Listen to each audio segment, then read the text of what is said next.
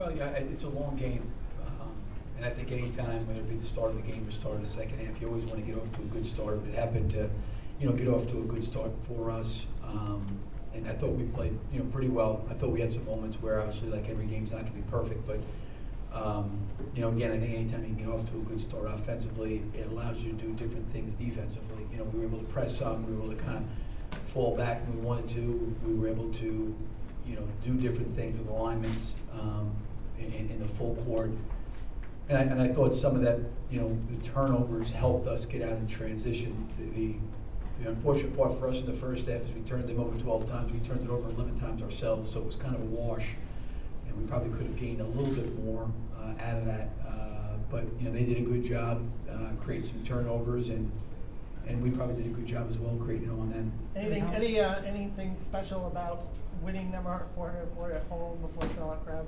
I mean, it's always special when you have friends or family and your players and crowd and that kind of stuff. But like I said before, I think all those individual things as it relates to coaching, it's much more a reflection on the players I've had a chance to coach here. I mean, that's really what it's about. I mean, for me to be here and to be a part of 400 wins, and I don't look at them as my wins. I look at them as the University of Florida wins, and just seeing even Jason Williams, who's here today watching the game, he's part of that too. And there's a lot of guys that were not in the building that were a part of it. So I never ever look at those things as being something I did. It's always a we thing. There was a lot of people involved. I happen to be the head coach, so the one loss is on my record. But overall, there was a lot of people that were not here that played a significant role in it. Billy, how impressive was Wilmington's defense, especially on pressing there, and what job you did on them? Well, it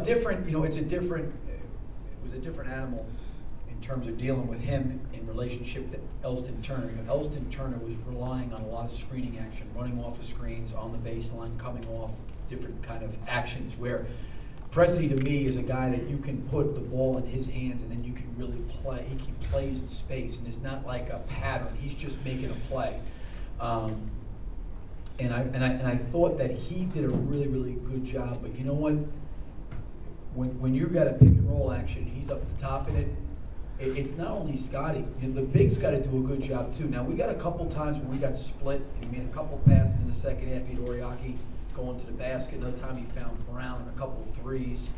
But our bigs, for the most part, did a good job of at least trying to keep him out of the lane. Because when he gets in the lane, it opens up all sorts of problems for your defense. Because he can score, he can find somebody, he can drop it off, he can, three-point shooters, a lot of different things happen. But Scotty can't guard him by himself. And the other thing, too, is when you have two guys in a pick and roll dealing with him, the other three guys have got to provide coverage because they're playing 4 against 3.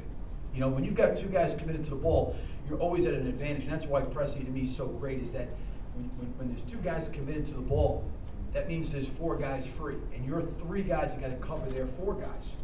And that's a hard thing. So I thought collectively, yes, Scotty did a good job on the ball on him, but the big that was in the pick and roll did a really good job. And I thought our backside coverage, now was it perfect every time? No, but we did a pretty good job for most of the game.